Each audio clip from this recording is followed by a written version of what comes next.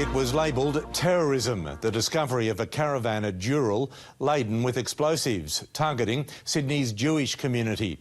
Today it's been revealed the whole thing was one big hoax. Hello, I'm Linton Besser. Welcome to Media Watch. And a fake terror plot with a caravan bomb at its centre that left Sydney reeling 6 weeks ago. It's what they found in the caravan in Dural, along with Jewish hate messages. The discovery of an abandoned trailer in northwest Sydney loaded with explosives and a list of Jewish targets sent a wave of panic through the community and the halls of power. We as a community, we are feeling very vulnerable. We are feeling very targeted. I want any perpetrators to be hunted down and locked up. It is a national disgrace. Ultimately, the shock helped smooth the passage of new hate crime laws, both state and federal, that further criminalise some speech and for federal crimes carry mandatory sentences. The circumstances that we are confronting in our community are so extreme that it requires changes to the law. But as we now know, the whole thing was a sham, a terrible stitch-up allegedly orchestrated by organised crime figures. The caravan was part of a fabricated terrorist plot, essentially a criminal con job.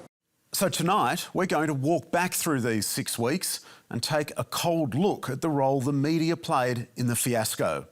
It all started here. Caravan of explosives set for Jewish synagogue attack found in Sydney. As New South Wales Police launch major investigation. The Daily Telegraph's veteran crime reporter, Mark Morrie, having worked his police sources, published a major scoop on January 29, which he explained to 2GB later that day. It's been taken as a serious threat. It's Asia are now involved. Cue the New South Wales Premier, who, perhaps wary of being labelled weak on anti-Semitism, as Anthony Albanese had been, assembled the press and said this. There's only one way of calling it out, and that is terrorism. I can say the amount of explosives is very real, and we need to take every threat at its absolute highest in this current environment. It was this press conference which enabled the media to turn the dial to 11. The gravity of this situation cannot be understated. Sydney has narrowly avoided a potential mass casualty event. Channel 7 turned to animators to bring home the scale of the potential terrorist attack. Nine's Today also tried to recreate the potential blast zone, its aerial map grossly overstating the potential impact. After a summer of fear with anti-Semitic graffiti and arson attacks across Melbourne and Sydney, the bomb plot revelations created a political and media firestorm, which landed on the eve of a hotly contested federal election.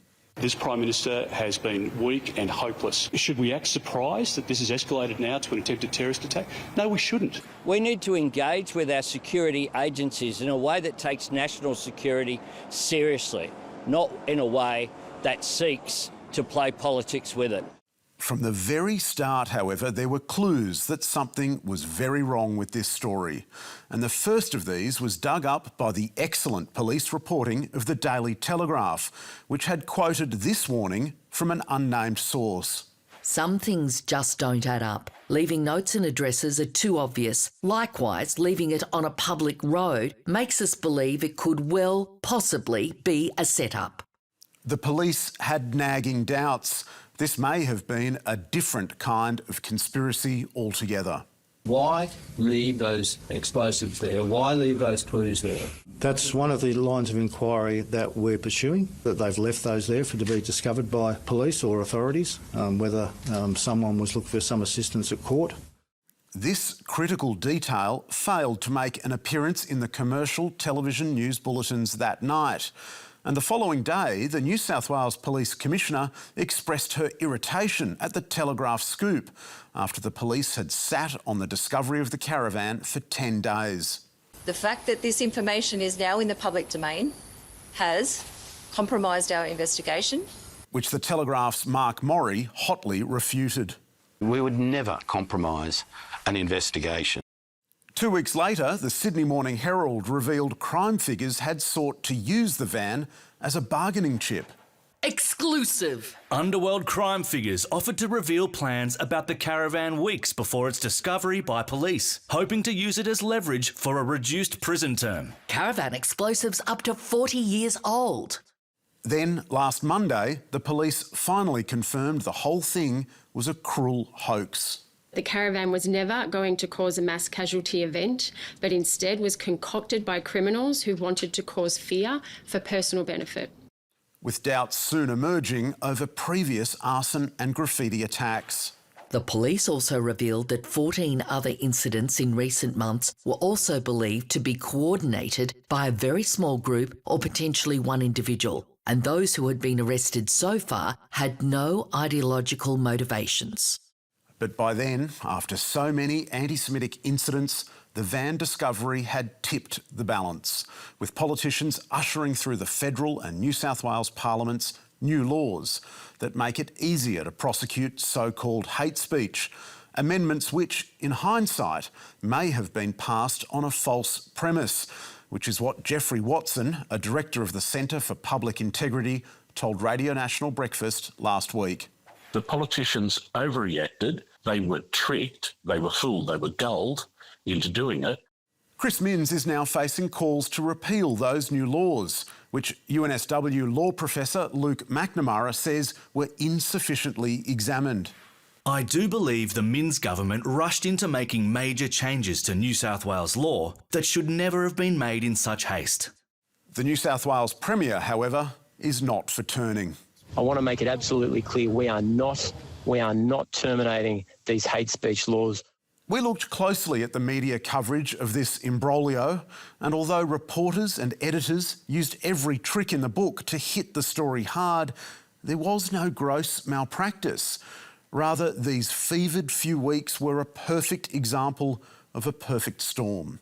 Police reluctant to rule out terrorism, politicians afraid to be on the wrong side of history, and the media, which, faithfully reporting the advice of authorities, could only go as big as it did, even if it failed to give quite enough attention to the nuance, that small grit of doubt which had been identified from the very beginning by the Daily Telegraph, and which was, in the end, drowned out by the noise of fear and panic.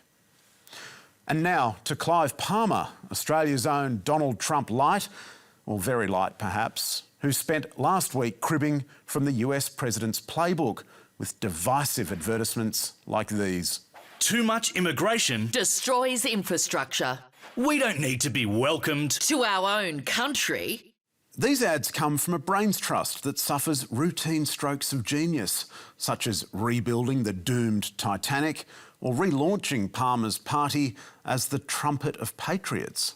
So shrewd and witty, these people, they placed this ad on the front page of last Tuesday's Newcastle Herald. There are only two genders. Male and female. 2 hours north of Sydney, Newcastle is a stone's throw from where leading patriotic trumpet Sue Ellen Wrightson is running in this year's election.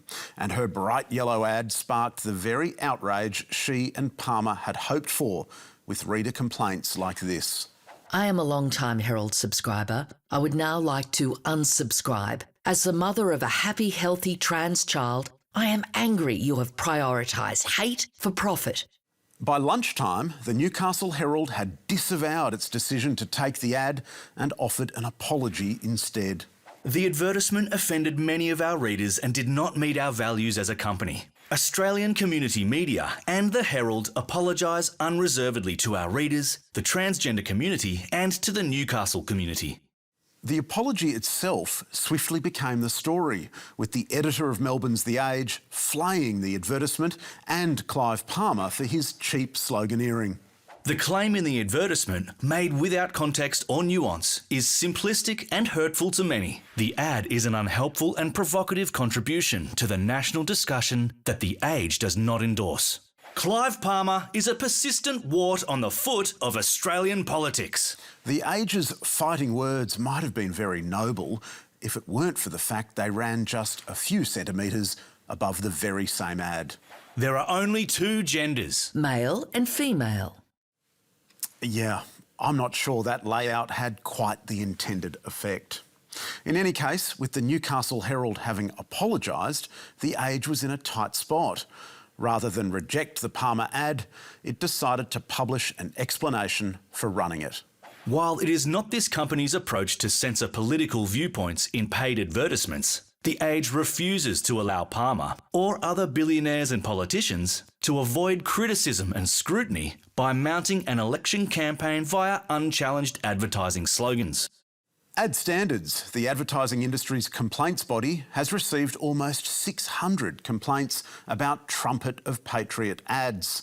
The Age was flooded with some 200 complaints about the gender ad alone, with many readers venting their spleens online. Calling Palmer a wart on the foot of the nation makes zero difference when you've already taken his advertising money. The Age newsroom had already petitioned its management to reject Palmer's ads. But The Age's publisher, Nine, defended its decision, telling staff, "If we were to start picking and choosing which platforms were acceptable, that could imply endorsement of any political ads we did choose to run. This would undermine our reputation for independence."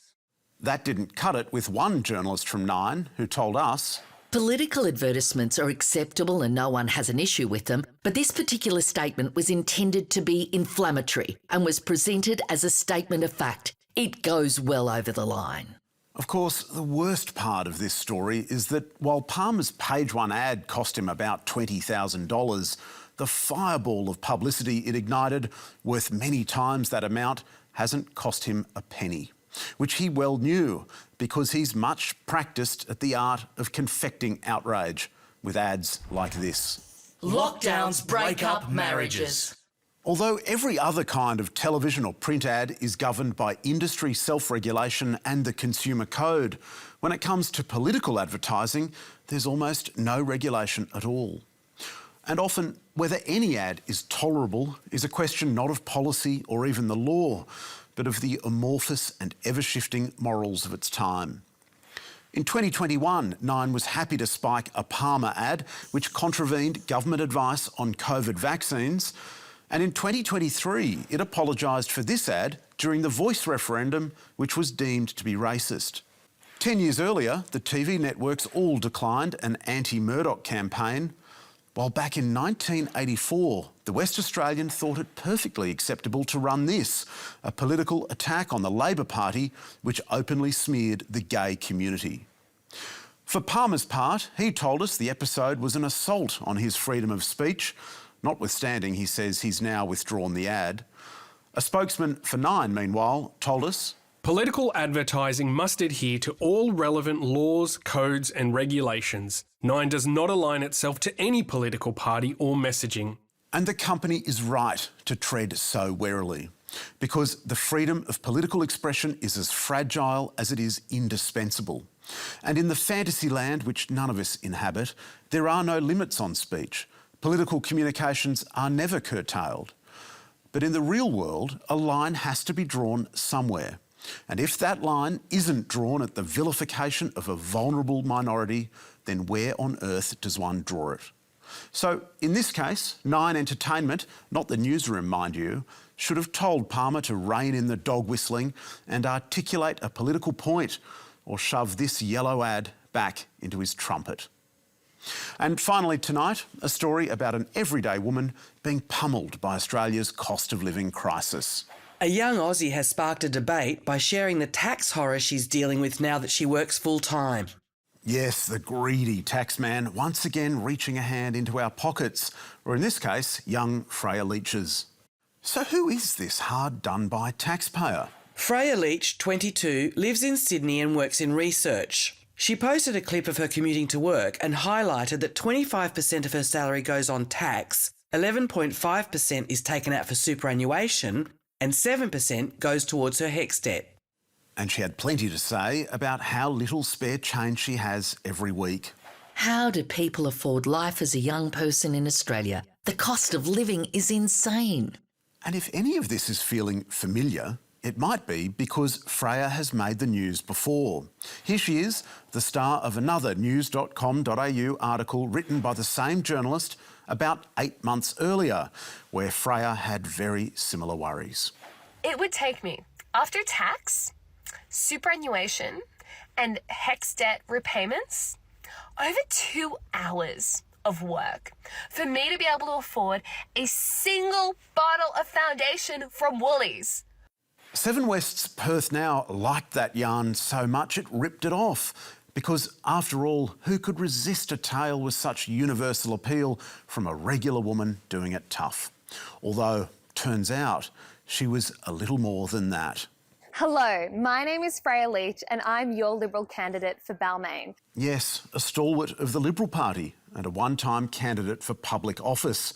Freya is a player, not a punter, which the journalists at news.com.au and Perth Now either forgot to tell us or else they misplaced their access to the internet. Because Freya Leach and her life story is all over it.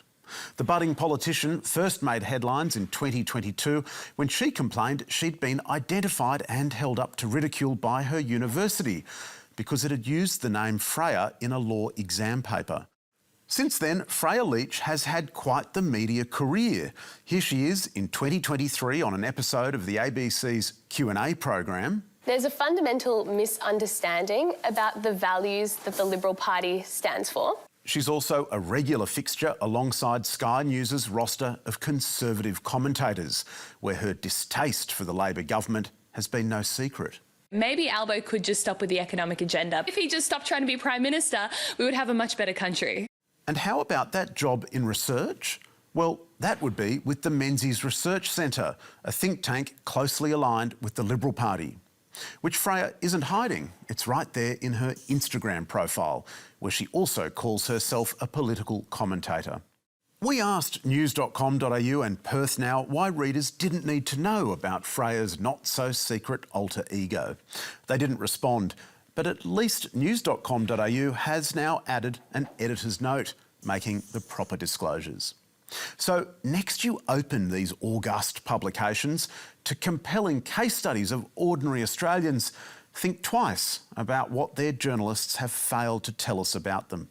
And perhaps squint hard at their photo and imagine their jacket pinned with a bright blue or red party rosette.